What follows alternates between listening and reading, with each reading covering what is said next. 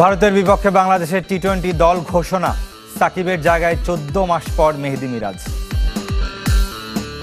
আগামী দলটা কেমন হবে সেটার রূপরেখা কিছুটা আমরা চিন্তা ভাবনা করে আমরা আগাচ্ছি ধীরে সুস্থে, অ্যাট দ্য সেম টাইম আমরা অভিজ্ঞতাকেও ছেড়ে দিচ্ছি না।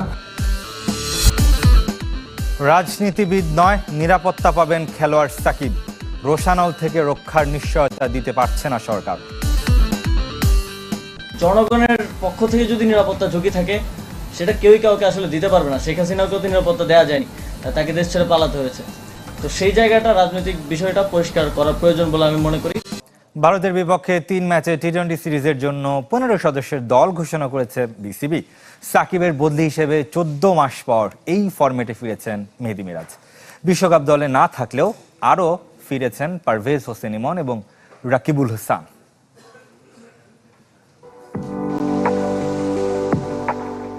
সাকিব যুগের অবসান ইনজুরি, অসুস্থতা বা ছুটি নয়, দীর্ঘ 18 বছর পর তাকে বিবেচনায় না নিয়ে দল দিয়েছেন নির্বাচকরা। ভারতের বিপক্ষে টি-20 সিরিজে সেই দল নিয়ে সমালোচনা নেই, আছে আলোচনা। সেটা সাকিবের বিকল্প হিসেবে মেহেদী হাসান মিরাজের কারণে। দীর্ঘ 14 মাস পর ফিরেছেন এই ফরম্যাটে। সবশেষ খেলেছিলেন গত বছর জুলাইয়ে আফগানিস্তানের বিপক্ষে। তাকে আমরা ভাবছি যে তিনি ব্যাটিংয়েই সবচেয়ে বড় কন্ট্রিবিউশনটা দলে করতে পারবেন এবং তিনি ভালো অফ স্পিন করেন। ফিনিশারের রোলে না গিয়ে আরেকটু উপরে আমরা নির্বাচক প্যানেল তাকে দেখতে চাই। টি-20 বিশ্বকাপের পর বাংলাদেশের প্রথম সিরিজ। সাকিব ছাড়াও বাদ পড়েছেন সৌম্য সরকার ও তানভীর ইসলাম।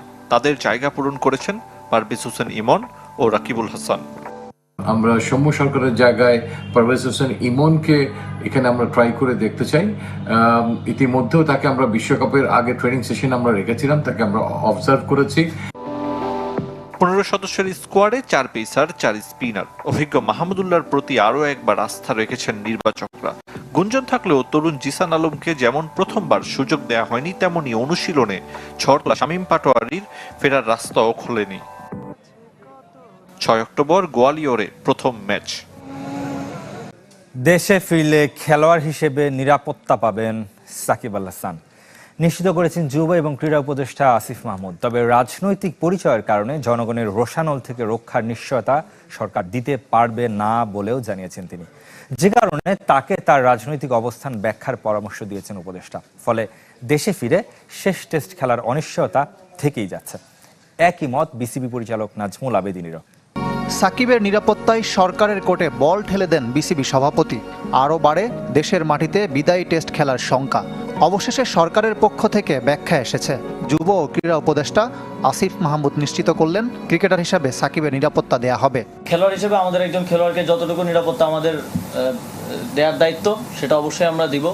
তিনি দেশে আসলে আমরা সেটা দিব এবং তার নামে যে মামলাটা হয়েছে, হত্যা মামলা, সেটার বিষয়ে আমরা ইতিমধ্যেই বলেছি, ইতিমধ্যেই আইন মন্ত্রণালয়ও বলেছে যে সংশ্লিষ্টতা না থাকলে প্রাথমিকভাবেই নামটা বাদ দেওয়া হবে। কিন্তু এতটুকু শুনে সাকিব খুশি মনে দেশে ফিরতে পাচ্ছেন তা নয়। উপদেষ্টা এটাও স্পষ্ট করেছেন, রাজনৈতিক অবস্থানের কারণে সাকিবের প্রতি মানুষের যে ক্ষোভ, সেটা প্রশমনের দায়িত্বও তার। নিরাপত্তা চাওয়াটা অবান্তর। জনগণের যদি কোথাও ক্ষোভ থাকে সেটাকে তো আমাকেই রিডিউস করতে হবে আমার কথা দিয়ে। জনগণের থেকে যদি নিরাপত্তা ঝুঁকি থাকে সেটা কেউই কাউকে আসলে দিতে পারবে না। শেখ হাসিনাকেও তো নিরাপত্তা দেওয়া যায়নি, তাকে দেশ ছেড়ে পালাতে হয়েছে। তো সেই জায়গাটা রাজনৈতিক বিষয়টা পরিষ্কার করা প্রয়োজন বলে আমি মনে করি। তার মানে দেশে ফিরতে হলে নিজ দায়িত্বে ফিরতে হবে সাকিব আল হাসানকে। ফিরলেও দেশ ছাড়তে পারবেন কিনা জানেন না। এ অবস্থায় তার সামনে অনিশ্চিত ভবিষ্যৎ। তাই কানপুরেই শেষ হতে পারে সাকিবের টেস্ট ক্যারিয়ার। টি-20 থেকে অবসর নিয়েছেন, তাই টেস্ট শেষে ভারত থেকে আমেরিকায় চলে যেতে পারেন টাইগার অলরাউন্ডার। দক্ষিণ আফ্রিকা সিরিজ খেলতে হলে দেশে ফিরবেন, না হলে শুধুই খেলতে হবে বিদেশে।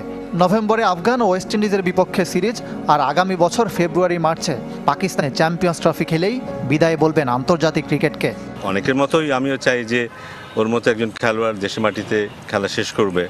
আনফর্চুনেটলি অনিবার্য কারণবশত সেটা হয়তো এই মুহূর্তে সেই সম্ভাবনা দেখছি না, যদিও আমি সম্ভাবনা উড়িয়ে দিচ্ছি না। কানপুর টেস্টের খবর জানাবে এবার। টানা দ্বিতীয় দিন পরিত্যক্ত হয়েছে খেলা।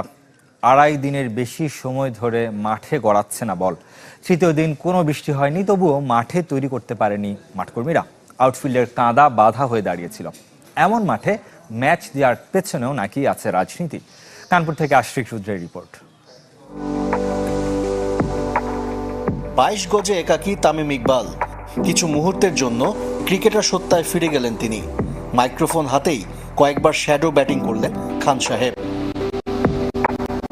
বৃষ্টি নেই, ঝড় নেই, কোনো নিরাপত্তার শঙ্কাও নেই, তবুও মাঠে গড়ালো না তৃতীয় দিনের খেলা। আগের দুদিনের মতো সকাল থেকেই কানপুরের আকাশের মুখ ভারী। ফ্লাড লাইটের আলোতে খেলা যেত, তবে মূল সমস্যা মাঠ। আগের 2 দিনের বৃষ্টিতে আউটফিল্ড ভেজা, কোথাও কোথাও স্পষ্ট কাদা দেখা গেছে। রোদের অভাবে মাঠ শুকানো যায়নি। বিকল্প কোনো ব্যবস্থাও নেয়নি ভেন্যু কর্তৃপক্ষ। ঘন্টার পর ঘন্টা শূন্য মাঠে কোনো মাঠকর্মীর উপস্থিতিও নেই।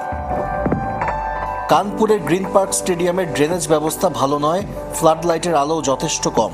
বৃষ্টির সম্ভাবনা জেনেও কেন এখানে টেস্ট ম্যাচ আয়োজন? সূত্র বলছে ভারতের অধিনায়ক রোহিত শর্মাও কানপুরে খেলতে আপত্তি জানিয়েছিলেন, কারণ 3 বছর আগে নিউজিল্যান্ডের বিপক্ষে টেস্টে ফ্লাড লাইটের আলো কম থাকায় 1.5 ঘন্টা আগে ম্যাচ শেষ হয়ে যায়। সেই ম্যাচ জিততে ভারতের প্রয়োজন ছিল মাত্র 1 উইকেট।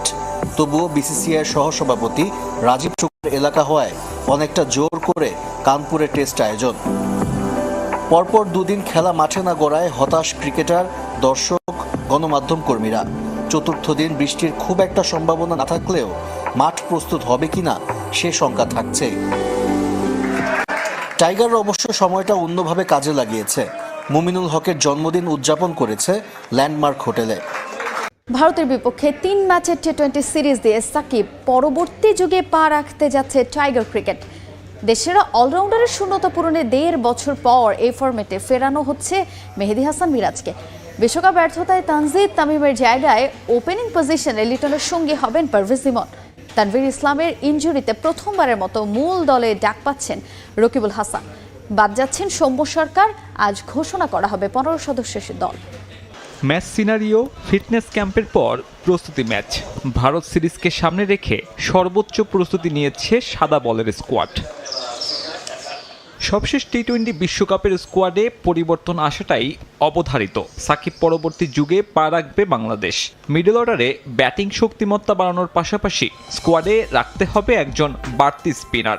1-এর ভেতর 2-এর শূন্যতা পূরণে 1.5 বছর পর আবারও ফেরানো হচ্ছে মেহেদী হাসান মিরাজকে।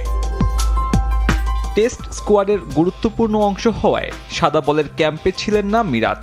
আন্তর্জাতিক টি-20তে শেষবার দেশের জার্সি গায়ে চাপিয়েছেন গত বছরের জুলাইয়ে আফগানিস্তান সিরিজে।